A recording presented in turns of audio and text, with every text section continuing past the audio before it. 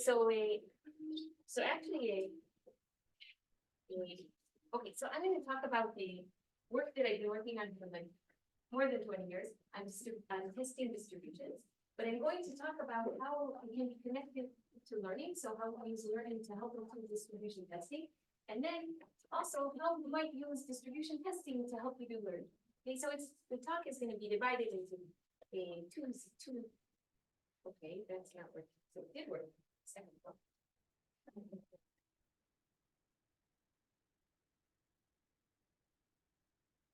Something has to work, right? Okay. Take this out and just do this. That worked. Okay, something worked. Okay, so all right. So the setting. So many of you maybe saw this slide already because it's the usual slide I have in this one. And in this setting, we're going to be testing properties of discrete domains. Okay, so for example, maybe just the numbers 1 through n. Later we'll have other discrete domains. And we're assuming that the way you can access this distribution is you can push a button and get an IID sample from the distribution. So that's the only way you can access it in general. So you don't have it like written down for you. And we're thinking about huge domains where n is something really big. And you can access this distribution. We'll use p sub I, which you don't know, but we'll use p sub I to denote the probability that p of was domain element I. And we're going to make no assumptions in general on our distribution p's. For now, maybe later I'll say other things, but for now, just assume there's no assumptions on p. We are not assuming that it's Gaussian. We're not assuming that it's Lipschitz. It might be, but for now, we're not assuming anything about it. Okay, so now what do we need to do? Given samples of the distribution, you need to know things about it. Like you need to know what's its entropy, what's its support size, how close is it to uniform, is it Gaussian, what's the mean, is it Diffian, how many relevant variables are there in the distribution, all kinds of questions. And these are questions that have been considered both inside computer science, such as in databases, machine learning, algorithms, and also outside of computer science, like statistics, physics, biology, and all sorts of other places. So these are sort of foundational questions. But in the case of discrete domains, we want to ask how many samples do you need in terms of the size of the domain? Okay, so in terms of it. And in particular, do you need to estimate the probability of each domain item in order to figure out those quantities from before? Which would be linear in the domain size, because learning the distribution in L1 distance needs theta n over epsilon squared samples.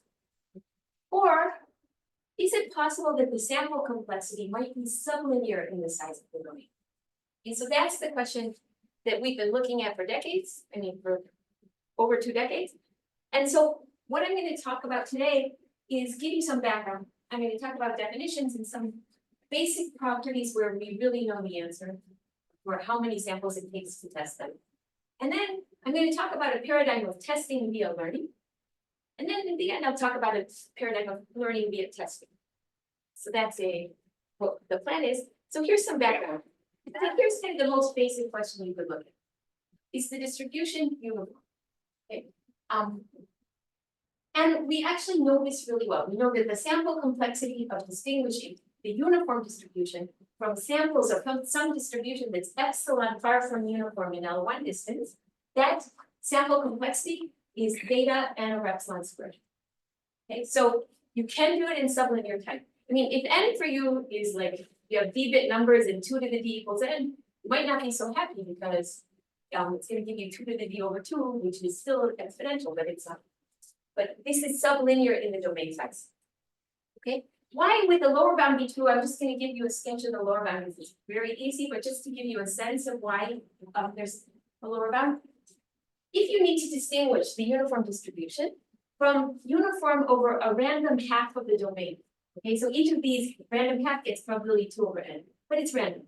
Okay, so now you see samples. And you see samples, you can't see anything from the names of the sample because this was picked randomly, so the name doesn't tell you anything. The only thing you can make this formal, but I'm just telling you the idea. Okay, so the only thing you can say is like, oh, when do I see my first collision?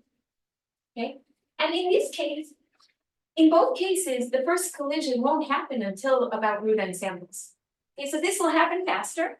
It'll be root n over some constant, and here it'll be more like root n. So, it's just the birthday paradox type thinking of algorithms. Okay, so that's why, because the names tell you nothing and you have to wait for collisions, we have a root n over. So there's a long history for uniformity testing. Goldwasser and Ron actually mentioned uniformity testing in their seminal paper in '96. Goldberg and Ron had an implicit root n over epsilon to the fourth, so they didn't talk about L1 distance, but they had you can see from their argument, which was for L2 distance, that it gives you this in L1 distance, root n over epsilon to the fourth upper bound, the collision probability, and lots of other works. So what I want to say is, this work of Goldberg and Ron looked at the collision statistics. Like they looked, how many collisions you get, and they used that to distinguish uniform from non-uniform. The algorithm of Paninsky looked at a different statistic. They looked at number of distinct elements, okay, and used that to distinguish uniform from non-uniform. It is a type of collision statistic, but it's a slightly different collision statistic. Then this work of Chan et al. Looked at some kind of chi-squared like statistic. It's similar to chi-squared, not exactly, but it's based on it. And they showed that actually, okay, so Paninsky showed that the tight lower bound of, the tight bounds of root n over epsilon squared, and the upper bound is tight, assuming epsilon is big enough. Chan et al. Showed that these two works of Chan et al. And Nicholas et al. Gave optimal results for all settings. And then Nicholas et al. Showed that the collision-based tester that Goldberg and Ron suggested is also optimal. So not just the counting distinct elements is optimal, and not just the chi-squared is optimal. And then Nicholas et al. In yet a different work, this is another work, showed that the plug-in tester is optimal, which this is really surprising. What's the plug-in tester? That's actually what we call trying to learn the distribution. So the plug-in tester is, I just estimate the distribution by, I saw element I times.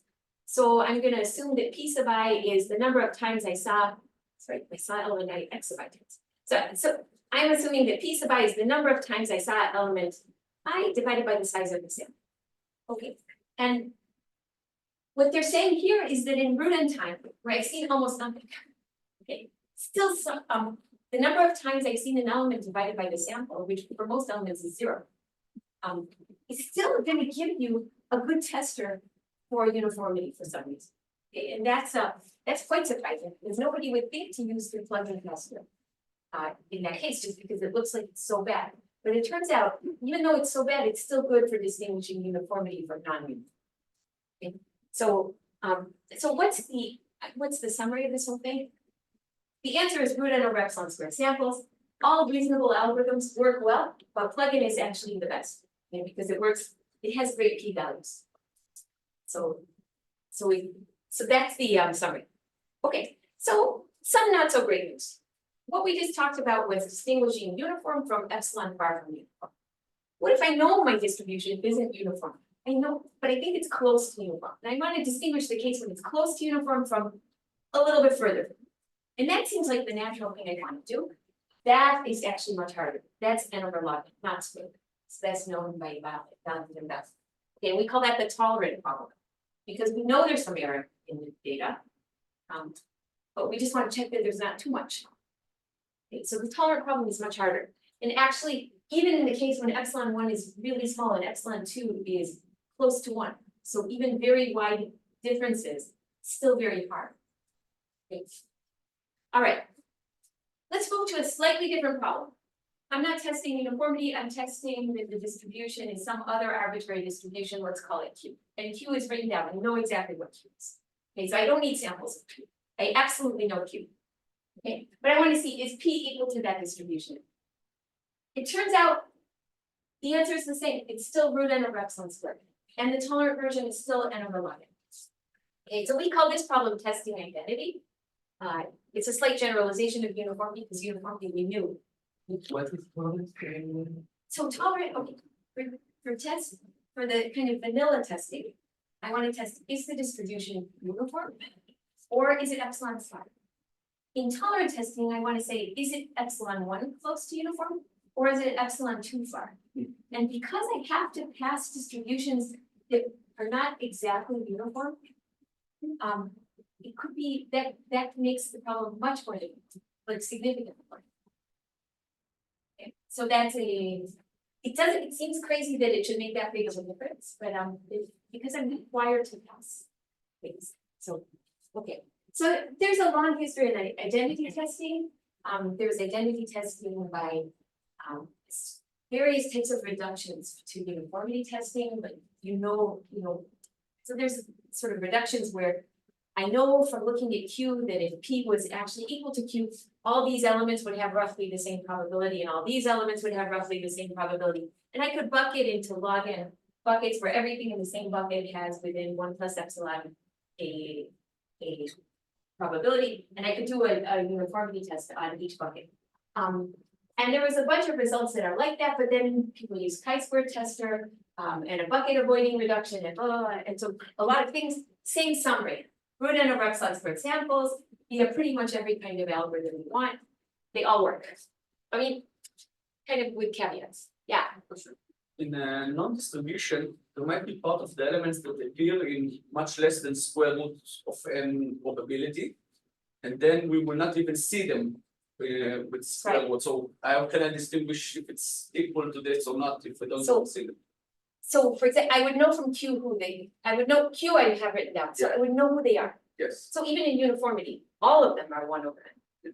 So what we do is we put them into buckets so that in the buckets, I mean one possibility, you can also use chi-square, which is different, but one possibility is to put them into buckets where according to Q, which I know, and P I don't know, but I want to see if it's like Q.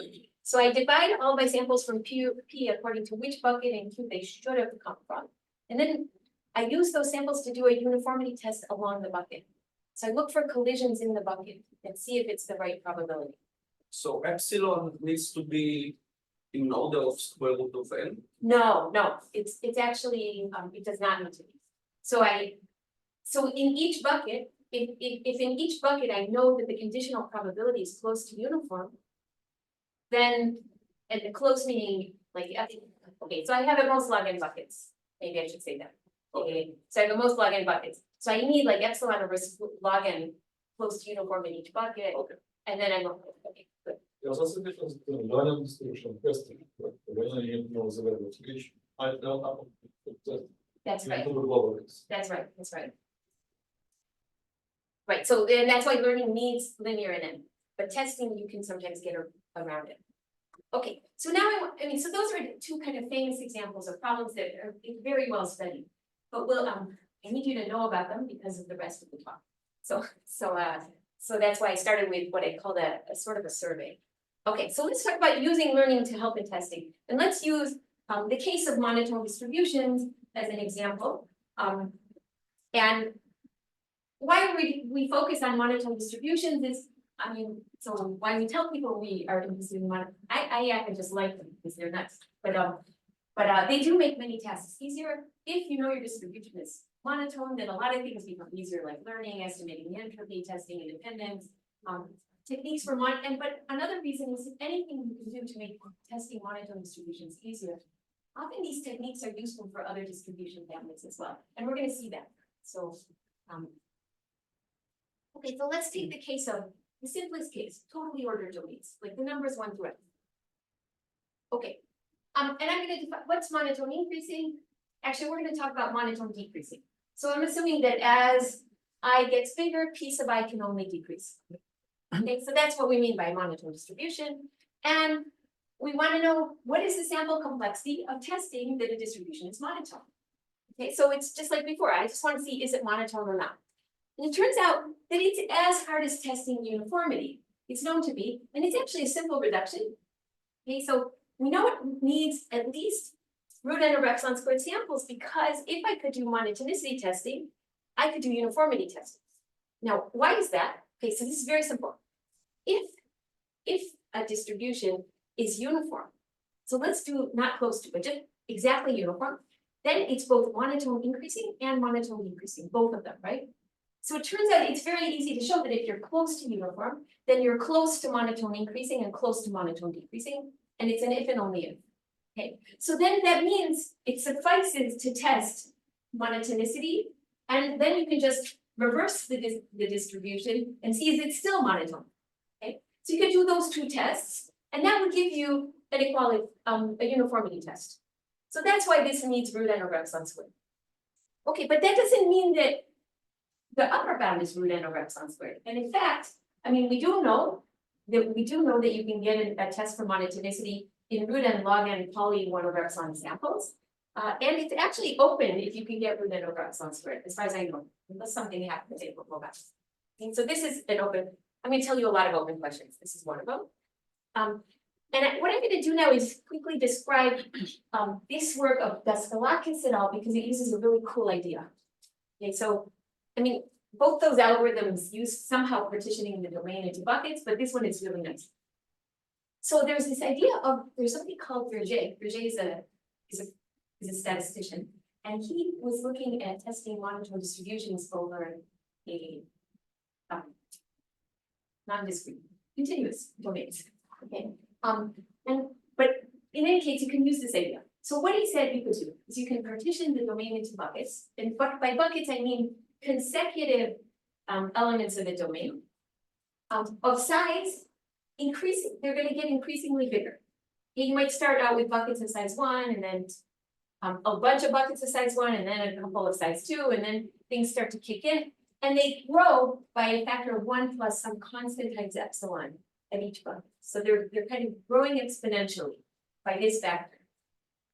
Okay, so by the end, you have like linear many elements in your bucket, right? And now that means because the sizes of the buckets are growing exponentially, it means you have logarithmically many buckets in total.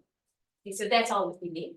And you can define now for any monotone. Now let's assume P. This we did before we even looked at the distribution. Okay, so this is oblivious.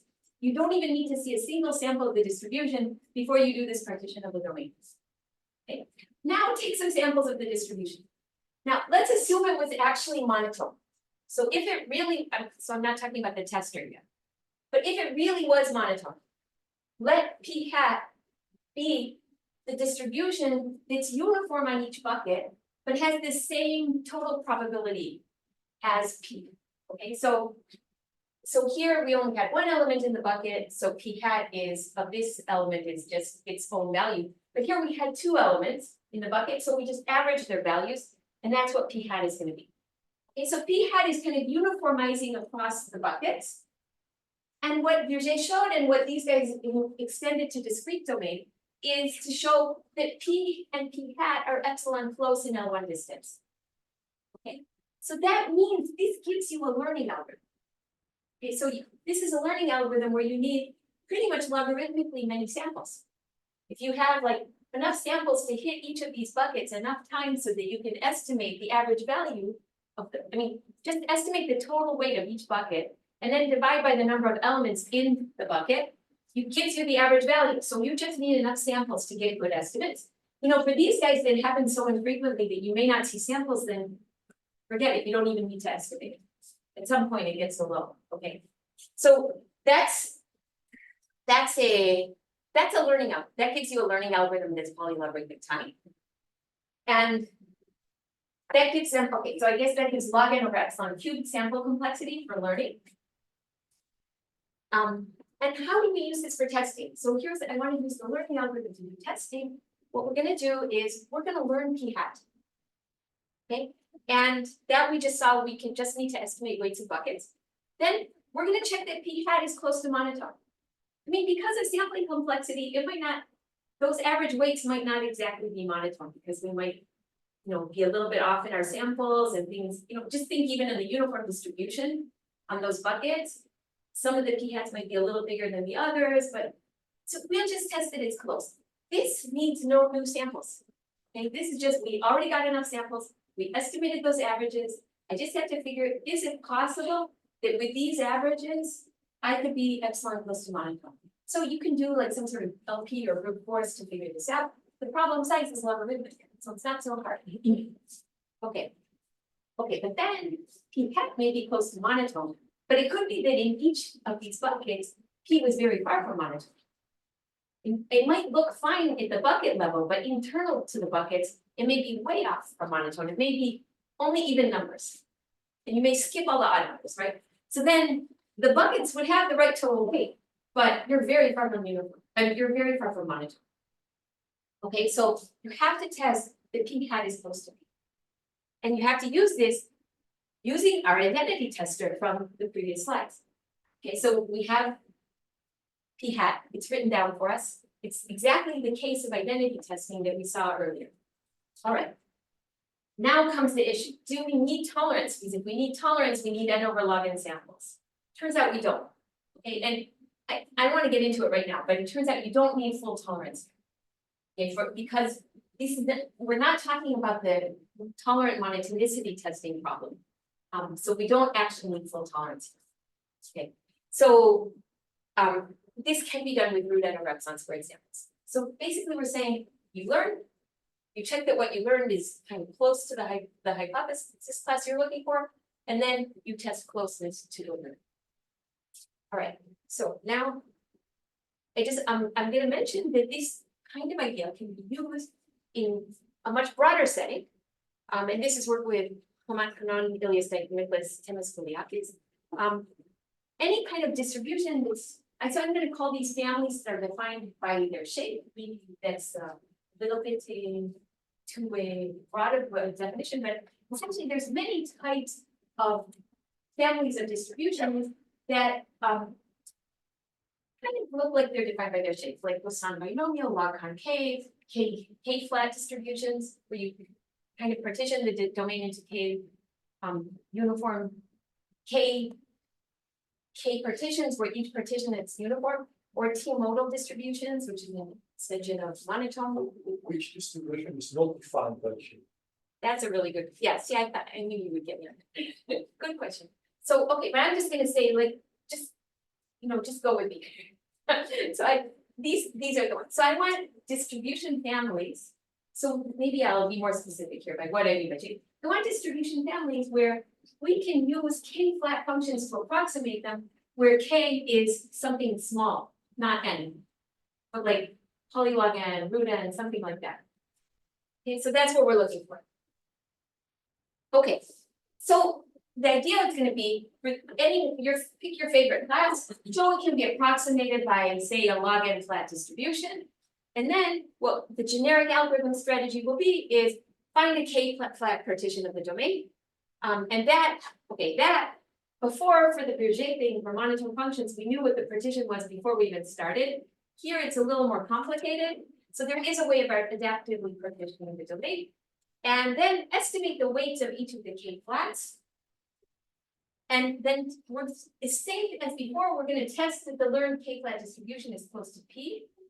Here, and then test that the concise approximation is close to having the property. Okay, so here for this step, we again need no root samples. Here we need an algorithm. Okay, here we need testing. We need to be able to test identity as we did before. Okay, so that's sort of, it really follows just like monotonicity, but we can extend it to any kind of class of functions that can be described or it can be approximated by K-flat distributions where K is small. What are you testing here? Okay, so I want to test, for example, is my distribution K-modal. So I need a theorem that says any K-modal distribution can be approximated by a K-flat distribution. So it'll be like K log N. And then I need to prove that if I can do this adaptive partitioning. But basically, I want to follow the outline we saw for monotonicity. And then we're going to say, okay, if I find these weights for the flats, I can test if it's close to having the property. Okay. And you can do the same thing for log-concave, monotone hazard rate, binomial, Poisson binomial, k-histograms, piecewise degree D polynomials, k sums of independent integers. Those are the examples that we were able to apply it to. In this one paradigm, many of the results were already known. We were able to either achieve the same results that were known or improve on them in these cases. Canon actually in later work improved it further. And I just want to say that this was one paradigm. So I guess kind of the theme of the day is anything works. So Acharya Daskalakis and Kamath had a different paradigm that also works for the same classes. So I guess if there's one thing you can get out of today is when you're testing distributions, anything you do kind of can get you there.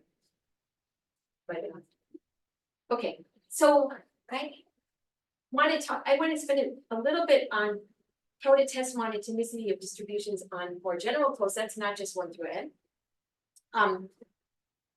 So I'm going to assume you're given a I'm going to assume the domain is described as a partially ordered set. And you have this Hasse diagram between the domain elements. I haven't talked about the distribution yet. Okay, so this is just the domain elements. And there's some directed acyclic graph underlying. And if there's a path from U to V, then U is less than V. That's the flow set. Okay, what do I mean by monotone distribution? I mean that if U is less than V in this partially ordered set, then P of U should be less than or equal to P of V. If there's no relation between U and V, I don't care if P of U or P of V is bigger. But if P of U is less than V, this should respect that. Okay, so lots of flow sets have been considered. So we talked about the line flow set already. There have been works on the grid, and there have been a lot of works on the hypercube, and that's what I want to talk about now. So the hypercube. Okay, so all right, so here's my hypercube. So I just wanted, we have a d-dimensional hypercube, and it's Boolean, so it's 0, 1 to the d. The size of my domain is 2 to the d. And x is less than y and so each element of this flow set is labeled by a string. X is less than y if for all I xi is less than or equal to y. Okay, so that's the usual Boolean hypercube. And I'm gonna always draw them as leveled, as this is typical. But typically what one does is you have these levels where at level I, you have all the strings with I1s and n minus I zeros. Okay, so that's just the hypercube. And that's like, that's a more general hypercube. And we know that actually we know that there's a sublinear testing bound for the hypercube, and it is based on learning. But I'm going to give you a better bound, so I'm just going to say we already knew this, that there was a slightly sublinear testing bound, but I'm going to give you a better one. Okay? So again, we're going to use this idea that we first learn P, assuming P is monotone. Then we're going to check that P hat, the thing we learned is close to monotone, and then we're going to test that P hat is close to P. So this is our paradigm. But the big difficulty is, can we do this with sublinear samples? The learning. We know there's a lower bound, which is pretty bad. So it's so remember the domain size is 2 to the d. So this is 2 to the 0.15 d is the lower bound. But remember that is weaker than saying square root the domain size. The domain size is 2 to the 0.5. I mean, square root the domain size is 2 to the 0.5 d. So this is weak. This is a weaker lower bound. And that's implied by the work of. Oh, I guess okay. That's implied.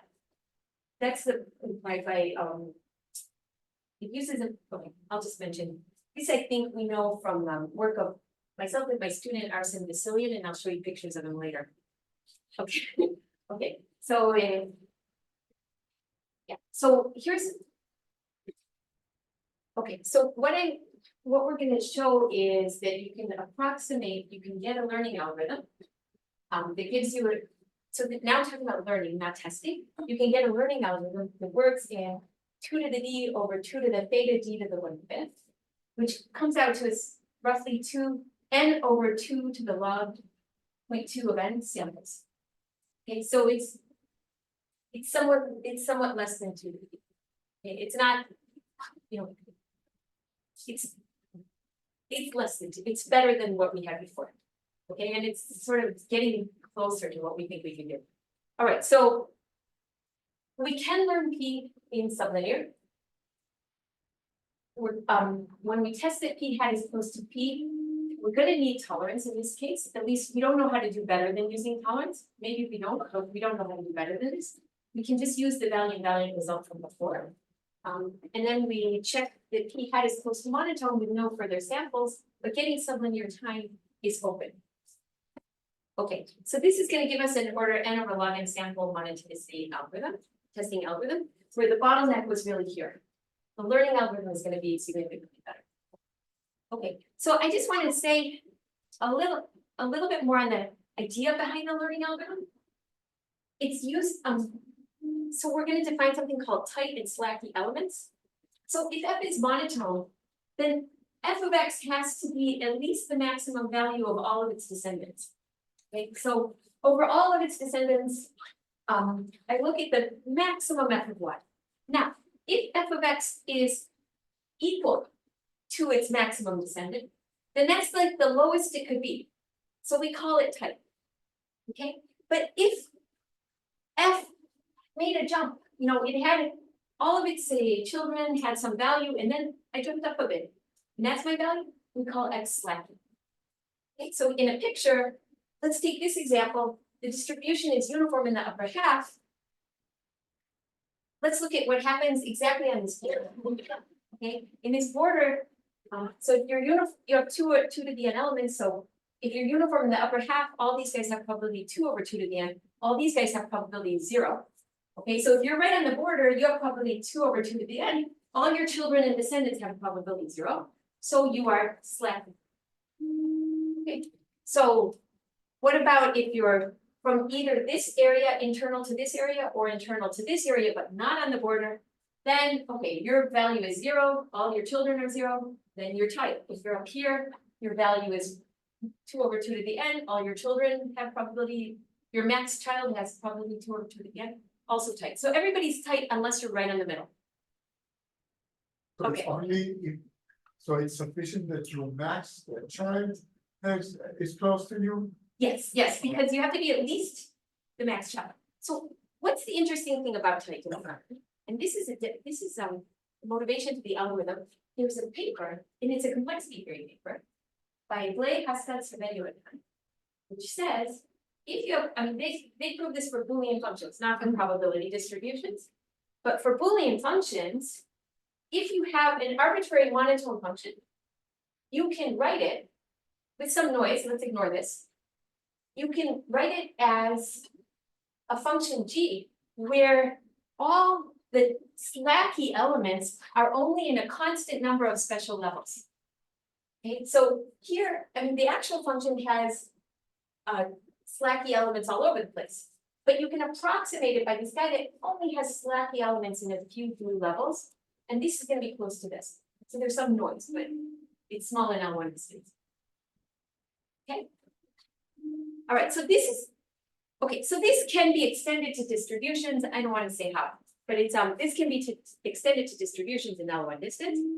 And what this gives us is most elements. Okay, so think of X as a typical element. Where's a typical element going to be? It's going to be far enough from one of those levels where slacky elements are allowed to be, which means everything in this area is tight.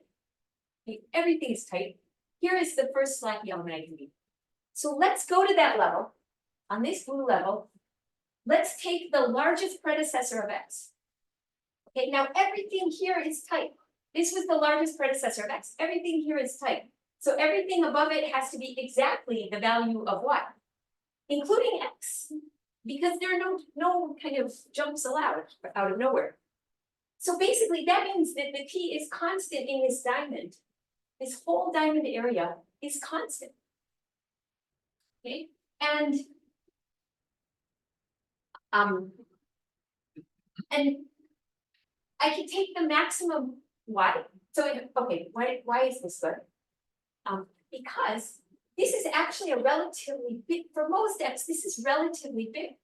For most X, they're not close to the blue, because there's only a constant number of blue and we have n levels. So most of these are not so close. These diamonds are actually fairly big, which means that if I take samples of the distribution, I'm going to hit this diamond a lot.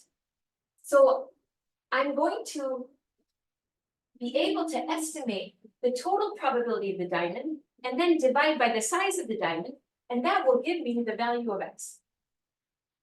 Okay, so that is really the idea behind the algorithm.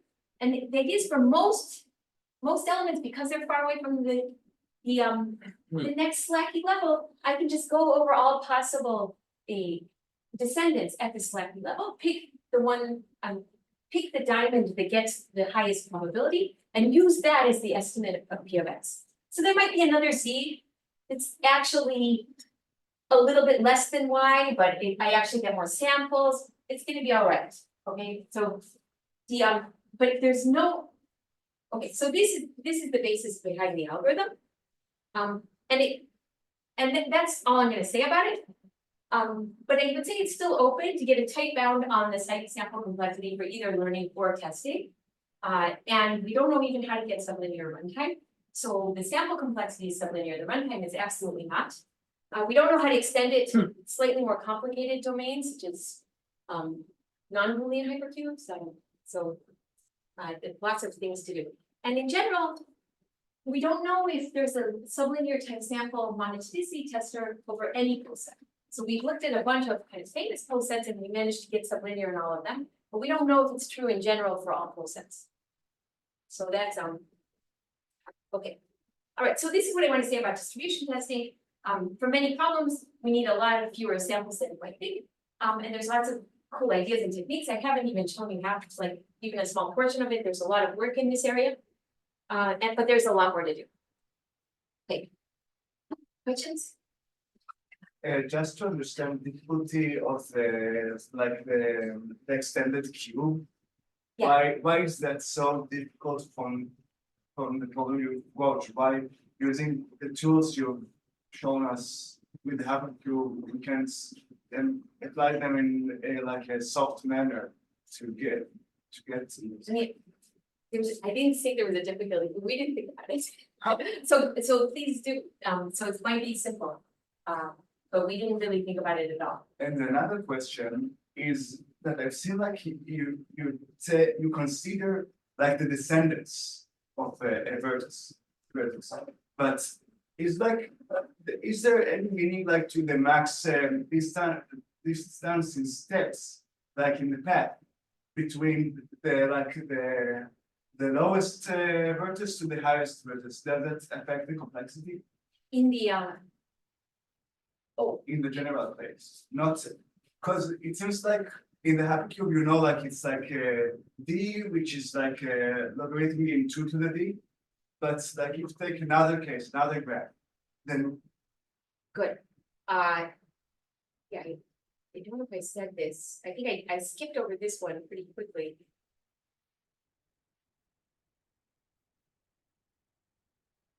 So there is this kind of lemma. It says that if the underlying post set can be decomposed into a union of W disjoint chains of length L, then you can test with W square root L samples. But I'm not sure, you maybe can do better even than that. I think the square root L, this is probably a lower bound because of the chain that has with one. But maybe you can get something better in terms of the length. No. So that's your.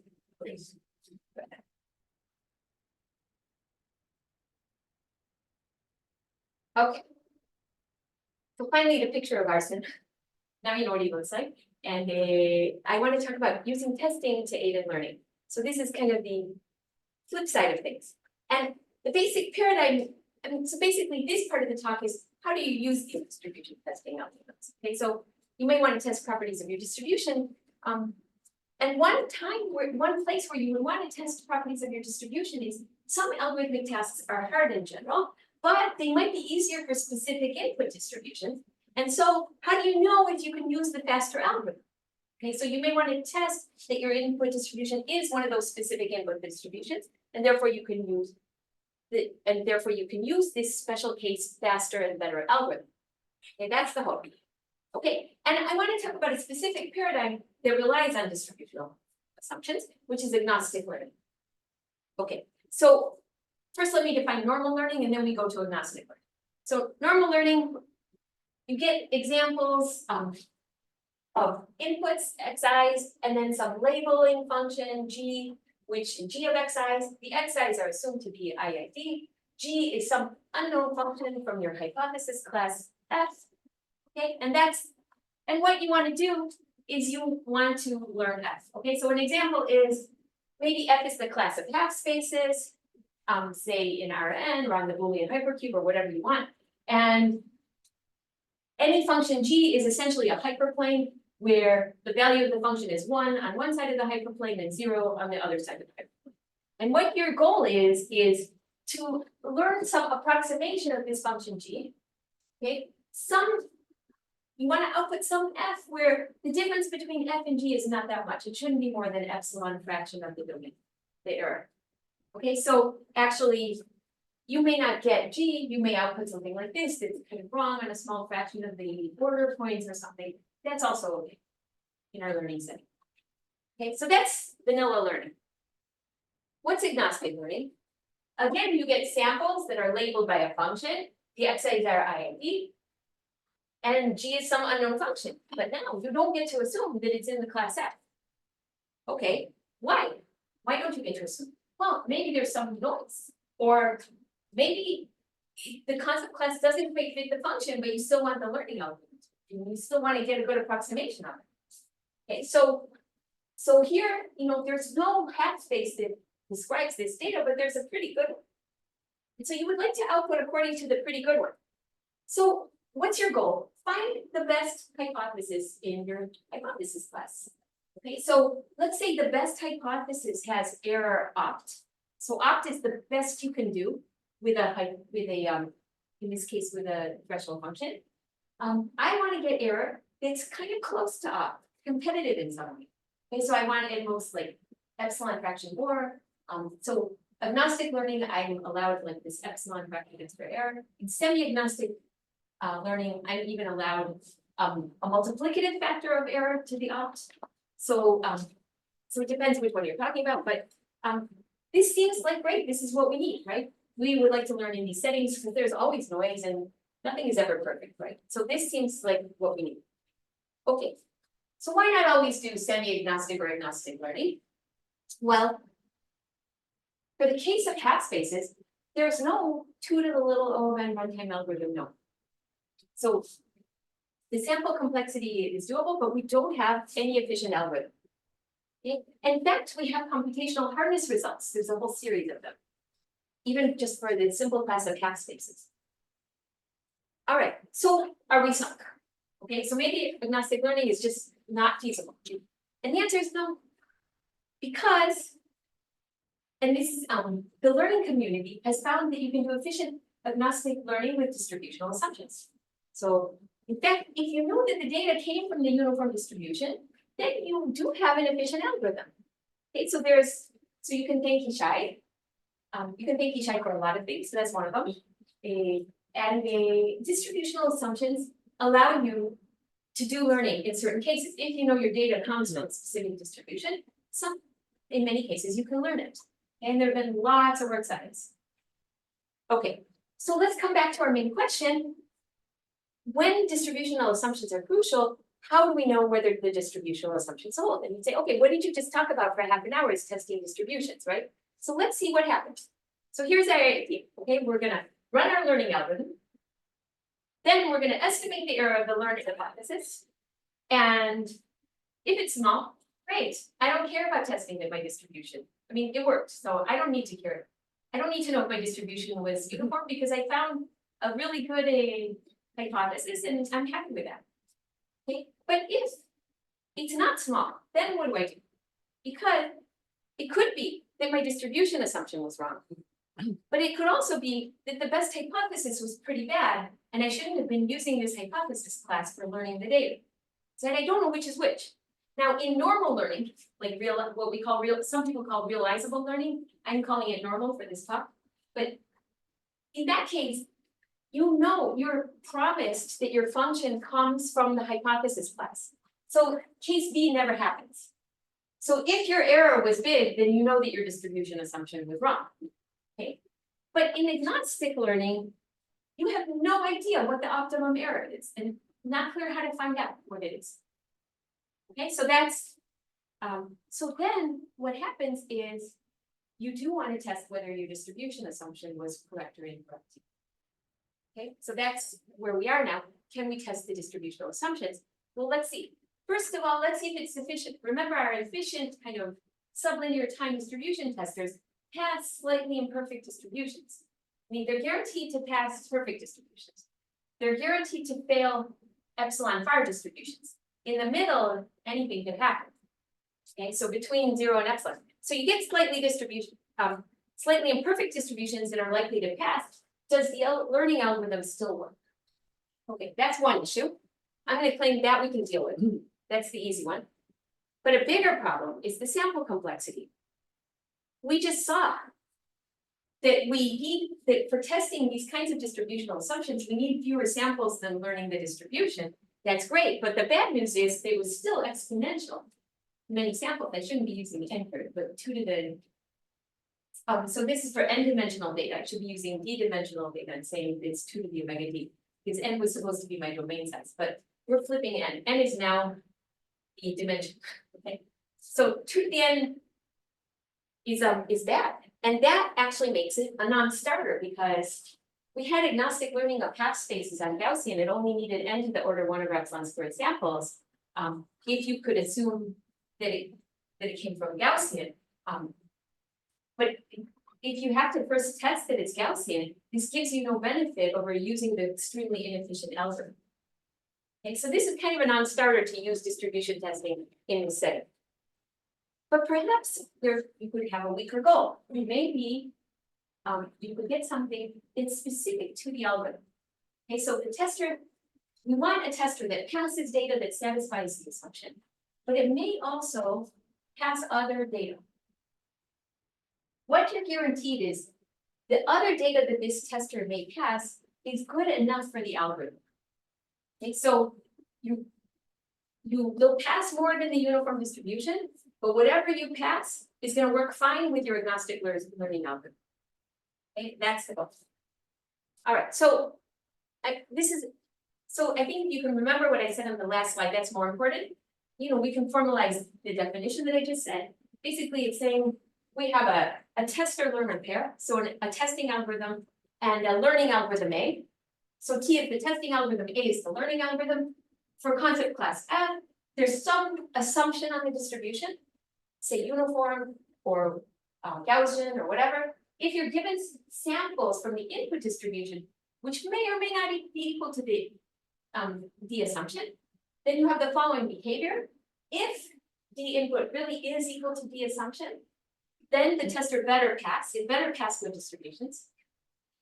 But if it's a distribution which is likely to pass, might be very far from the assumption, but it's likely to pass the tester, then it must be that A can agnostically learn F with respect to this distribution. Okay, and get error out plus epsilon. So that's what we're looking for. Okay, and this could be some constant times out plus epsilon as well. All right, so it turns out that such testers you can get. So remember that like learning uniform distributions is 2 to the n over 2 in this setting, but you can get tester-learner pairs that work for a specific decisionless algorithm that has combined sample complexity n to the order log 1 over epsilon.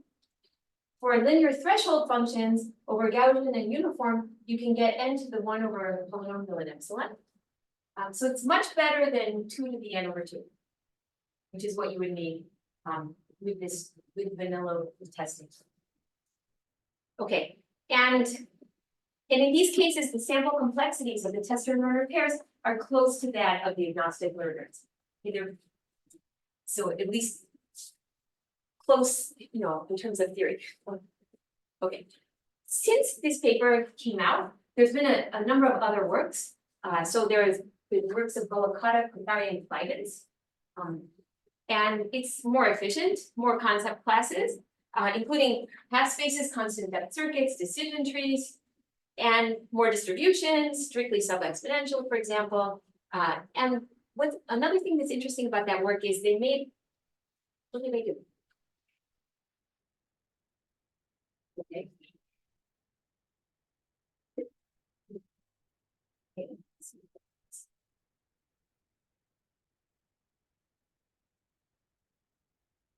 One second, I'm working on it. I don't know if I touched this. You just assume Am I done? Let's stop. No, no. I'm leaving. I'm leaving. Share screen stopped. Good, okay, good. So one thing that's interesting in this work is they made an important connection to pseudo-randomness. So I'm going to say something more about that in a minute, but it's really a very interesting connection. Okay. In the last year, this is all in the last year. There have been all these works on tester-learner pairs for semi-agnostic learning that gives you these are the.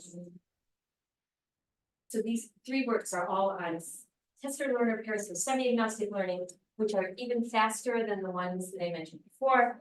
And they work for more distributions and everything you want. And they're very recent work. So this is like from a couple months ago, a work on testable learning with distribution shift. The idea is you learn based on some data. And you would like to test if the new data, can you still use the same thing that you just learned?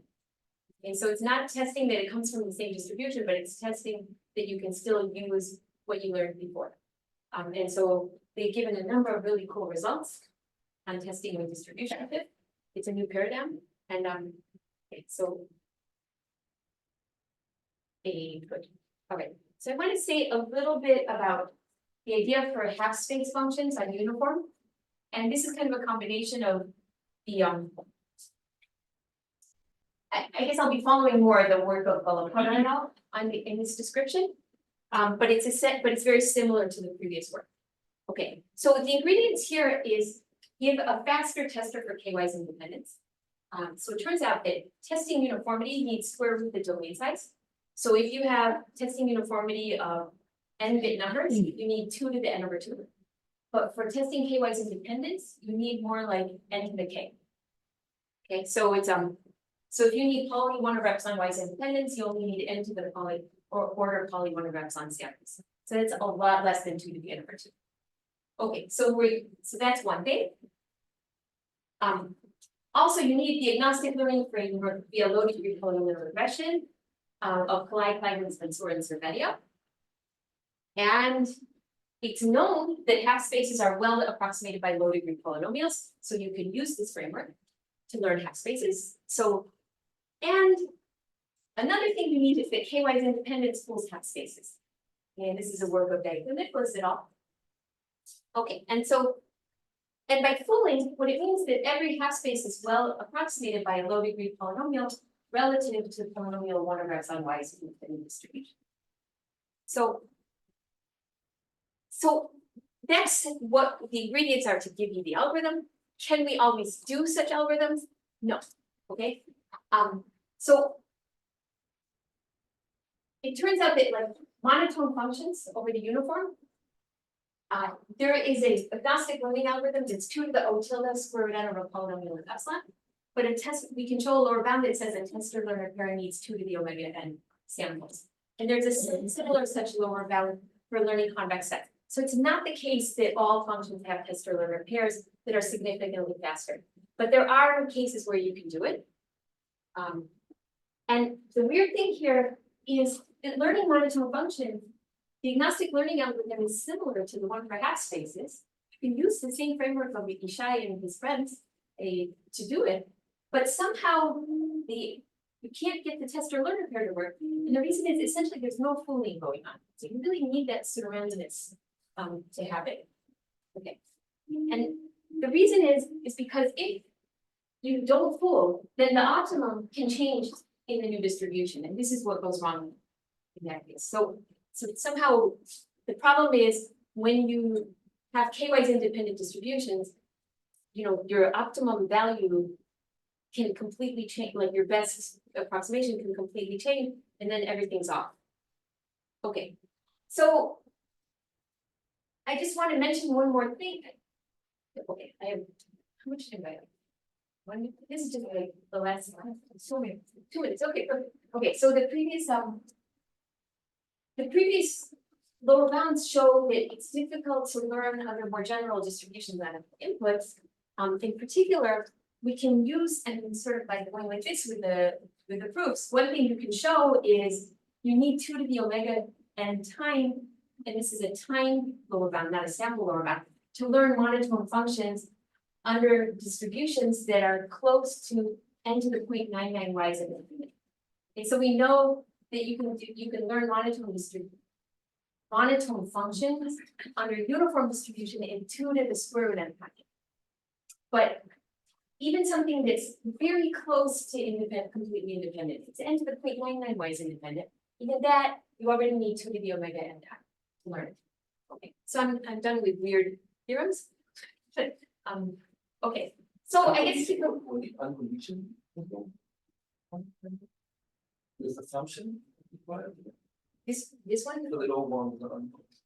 oh, you mean here? No, what is the thread? Or the low This- one and the run. This is actually, these lower bounds are sample complexity. No, run. So here, the question is, I have to think about that. I think that might be actually sample complexity. I think that might be actually sample complexity, and I'm not sure, I don't remember right. Okay, good question. So I guess what I want to say is full-blown property testing is not always necessary, but sometimes it is, and there's lots of open questions. What other cases do assumption testers help? Easier testers, faster learners, other functions. I guess I should say that for the case of half spaces, there are a few agnostic learning algorithms for learning half spaces, but it's not the case that they all fit into the tester learner pattern. Like one of the algorithms we could make work with tester learners. We couldn't do it for every single algorithm. So I just want to say that it's not, if we're touching. Okay, so. And I guess beyond learning, what about assumption testers for other algorithmic tests? Okay, that's it.